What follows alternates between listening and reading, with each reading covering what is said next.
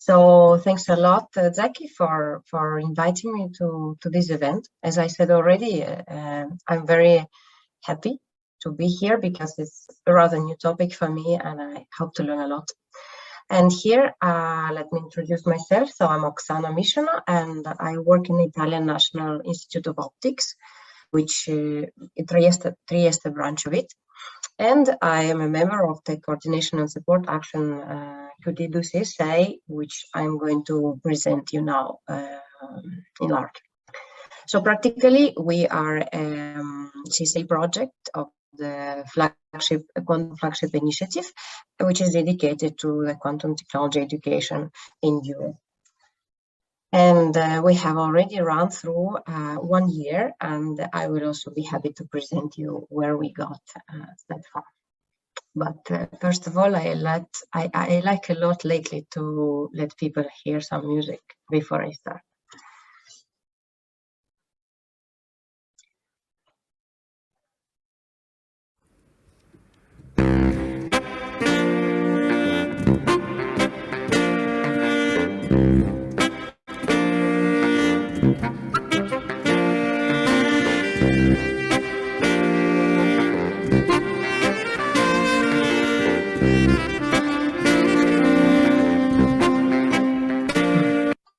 I hope you enjoyed this little piece of jazz music.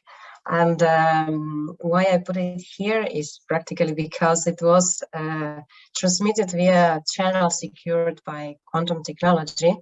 And that was so important because it was an intergovernmental communication secure channel. And it was between 3 countries, Italy, Slovenia, and Croatia. And Trieste was one of the cities that participated there during the G20 this year. And now I realize that within this context of this event, it's actually a very interesting example, because we talk about the security of communication between government and hopefully also apply to the citizen security at the very end. And I suppose this will also launch today during the discussion at some point.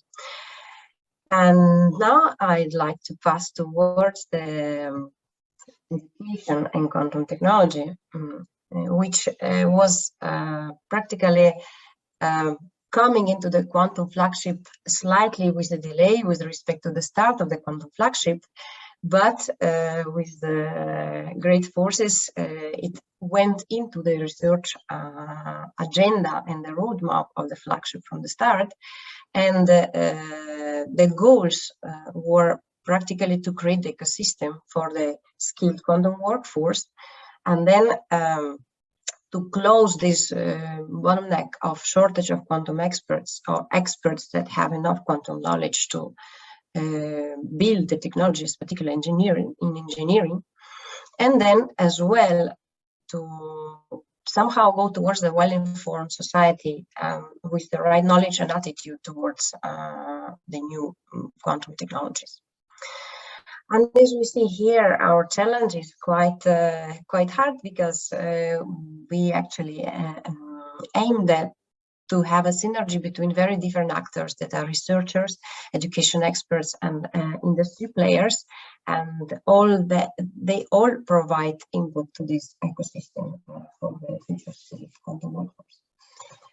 So the community asked for introducing this coordination and support action in the strategic research agenda, which was very well received by the European Commission, and they launched the call immediately. And so there was a project submitted, and now we are in this, we are running already starting from September last year, and we will continue until August 2022. And our main objectives to fulfill the strategic research agenda, as we said, is first of all to continue the community building and support of the community with providing an infrastructure to the community for sharing and collecting knowledge and useful resources. Then we aimed to, and actually managed quite well, to launch several pan-European pilot projects that would be targeting different audience at different level of education. And our ultimate goal is to reiterate and create a bottom-up roadmap towards the pan-European workforce in the future. And you can follow us on our little web page and Twitter and LinkedIn. So here I will show you the team. We have 4 nodes in 4 countries. In Italy, it's a coordinating node, and the CNR, which is a National Research Council, is taking care of it. And there are 5 people dedicated to the project, and Chiara Machiavello is coordinator of the project. Then in Germany, in Technical University of Braunschweig, we have a node of 2 people and co-coordinator Rainer Müller, and they are responsible for the part of the project that takes care of Competence Framework, which I will discuss about later.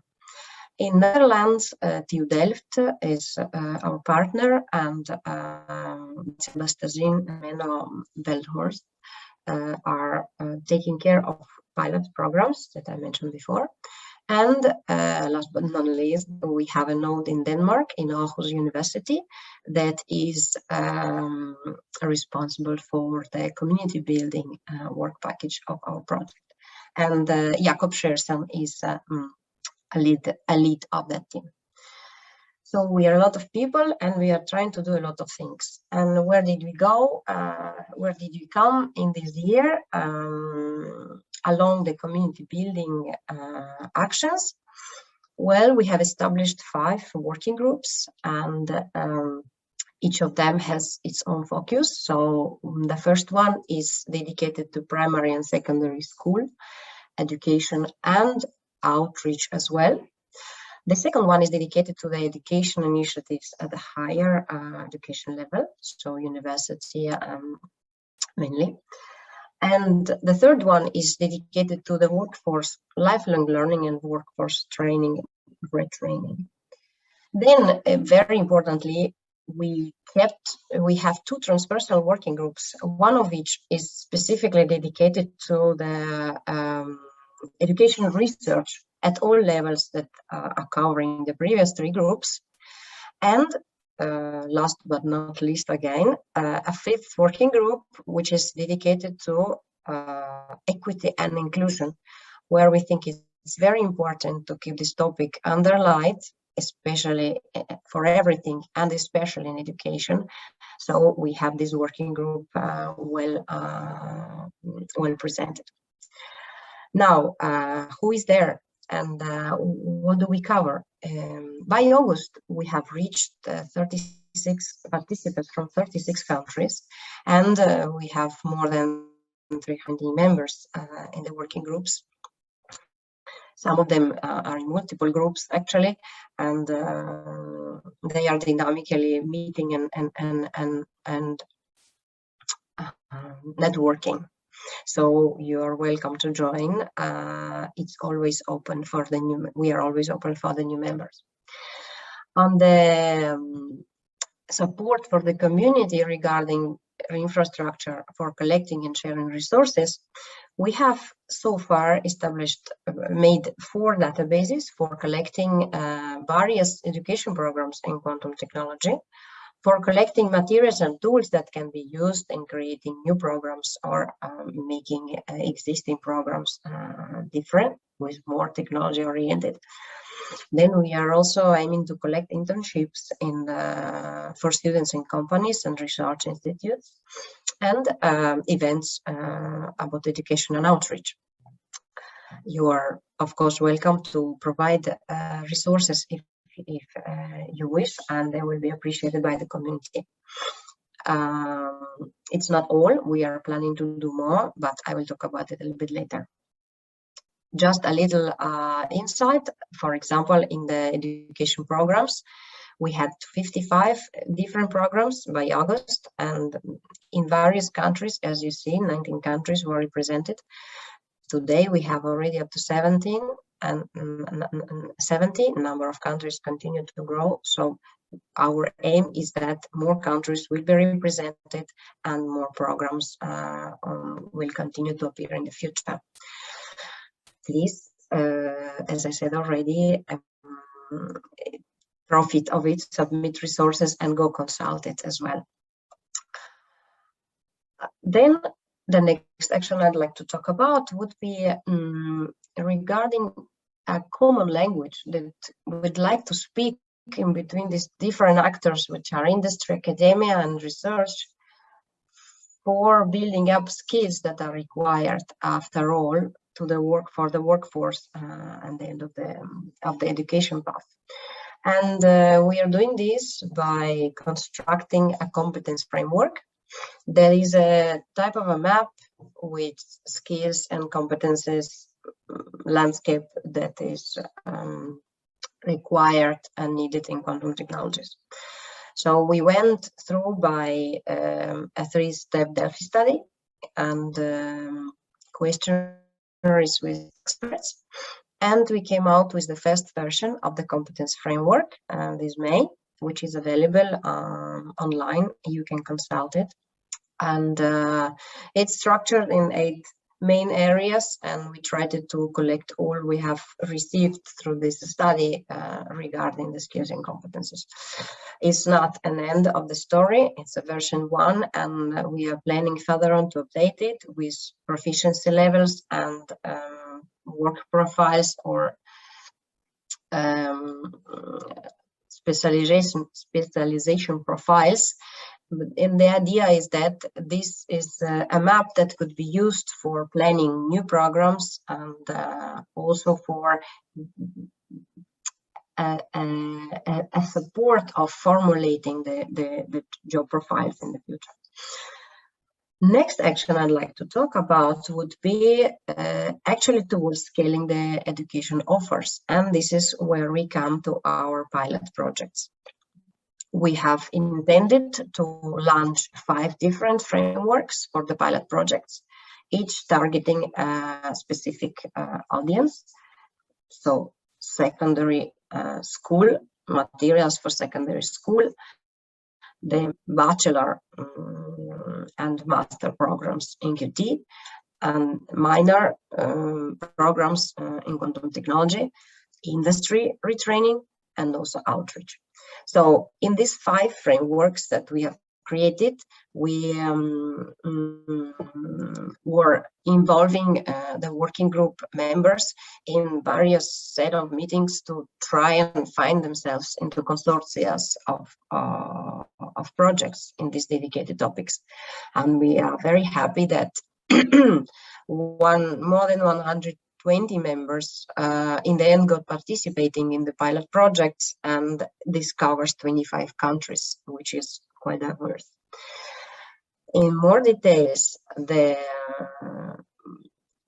we have pilot project in each program that we have had in mind, and some of them got even more than one. So overall, we have got 11 projects very enthusiastically working and producing a lot, as we just heard from the previous event where they were all presenting the results. So we are quite happy with the progress of this year, and there is a lot to come. I'd like to specifically point out that the outreach and engagement projects, which we have 2 in our community. One is dedicated to outreach specifically for bachelor students, that to be aware of quantum technologies and to know that they could actually choose this path for further studies. And another pilot project, which is has a very large scope and has a lot of participants, is the QTEdu that Zeki will be presenting just after me. And this is a great open initiative that we are very proud of.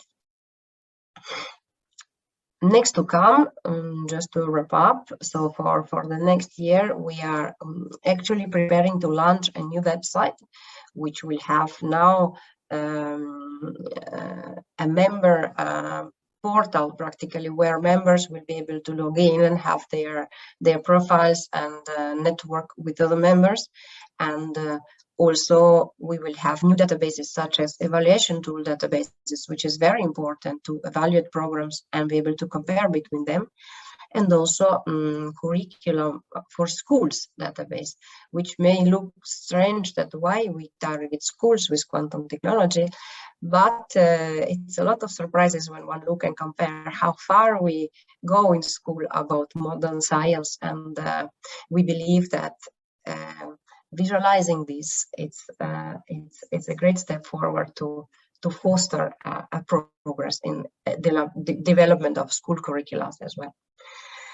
So the closing up, I'd like to just wave that in March we'll have a next working group meetings, and new members are very welcome as well.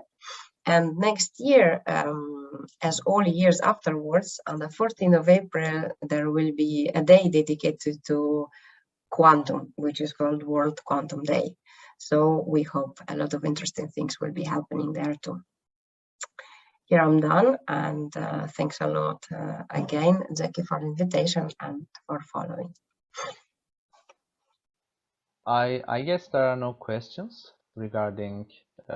Oh, yeah, there's a question. So please go ahead.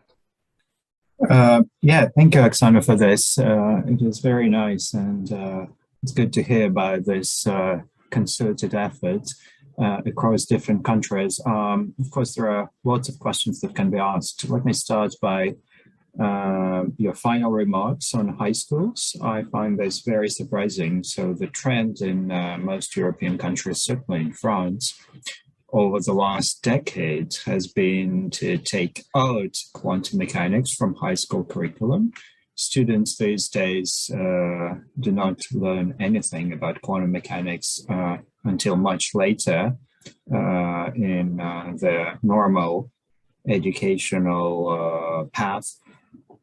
So you're probably developing tools that are maybe gamified, maybe toys. Are you thinking about methodologies for the main curriculum, or are you thinking about sort of one-off actions? And also, still speaking about this action toward high schools, is there an effort to translate this into national languages? Because of course, students will not do that in English. So maybe could comment a little more on these types of actions for high schools. Many thanks for the question, Alexei. I would be really happy to do that. So I'll come back just a second to the slide with the pilot projects, because this is exactly where all what you're asking me about is happening. And let me see if I can switch back. Oh, I didn't show you the last slide. Well, okay. So first question regarding the curricula proposals and gamification and like informal study proposals. So we have for school, actually, we have 5 pilot actions that have been formed. And they are mainly, they have a lot of education researchers in there that are very much interested in the curriculum change, I have to admit. So some pilots, for example, the CSA is the pilot that is actually is collecting already from all the countries that are participating the methodologies and actual implementations, so actual run of classes. And they are collecting this to make a map, the most general map of how and what can be taught. So they are also collecting it from different countries and translating it into English, first of all, because to make a common map, you need to make it in one language at least. And they are already doing this translation work. And then obviously it will be turned back if success. So the users of those projects will also have translated back, I assume, the content that they will create.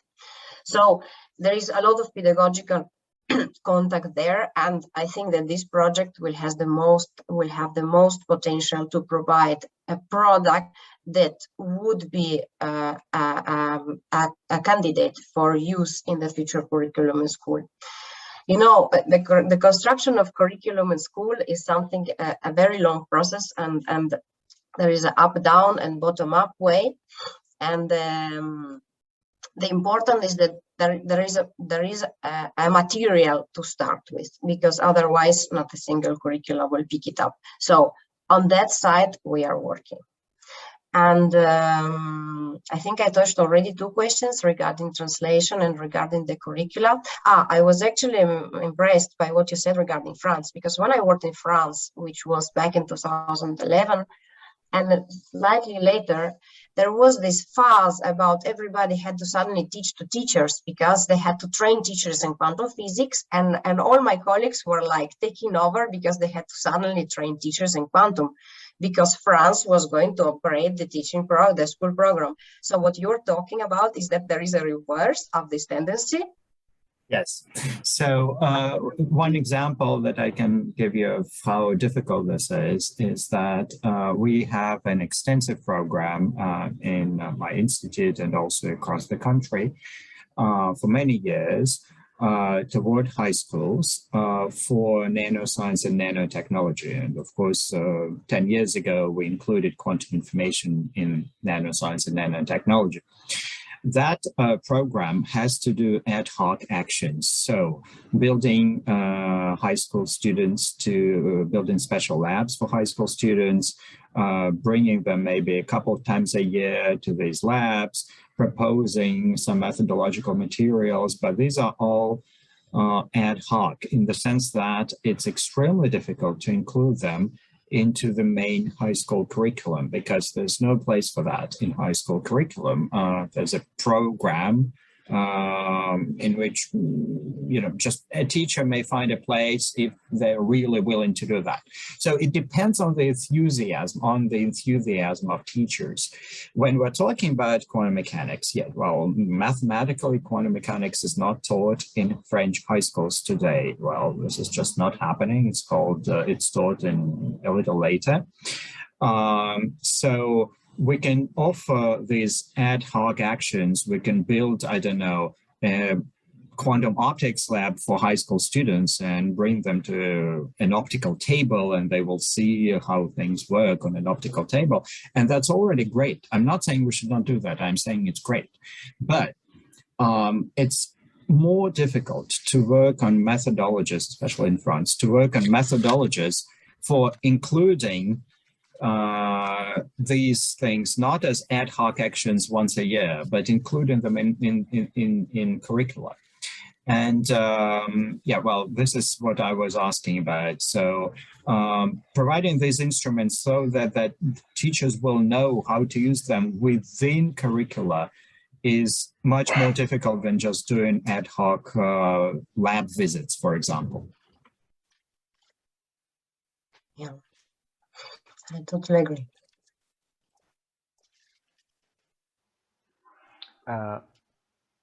Maybe I can also ask the question from the chat, and I think this can be related to the discussion going on. And the question is, are you planning for a certification for teaching quantum technologies? So I think this can be connected to the discussion relating whether it should be implemented to a nationwide curricula, or it should be something that is ad hoc, as Alexei mentioned.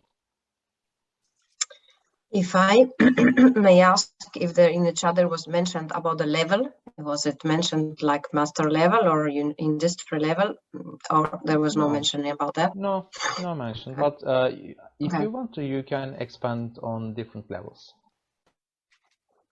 Right. So this question comes up very often, and there is a lot of desire on making it, and quite a challenge on how actually to do it.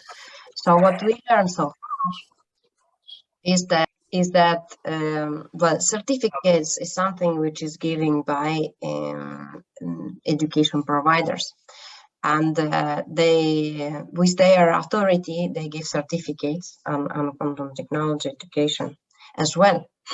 And when we go into something that is pan-European and diverse, there the problem of certificate come in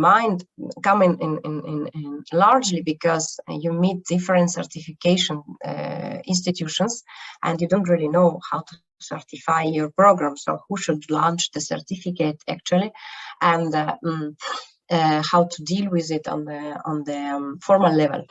So the formal level of it is quite challenging. Nonetheless, people are working quite hard to figure it out, because the need of the specialists is very important to the industry. And practically, there are this several ways that people think of is either not worry much about a special certificate of one special program and give credits to students for what they study and keep it there, and then they just get a diploma from the institute that they finish. And the other one is to create a third body that is certifying the program, which is possible in some cases. So, for example, in United Kingdom, where there is already quite some unification between countries from the point of view of how they run. So there it works. At a large scale in Europe, this might be challenging.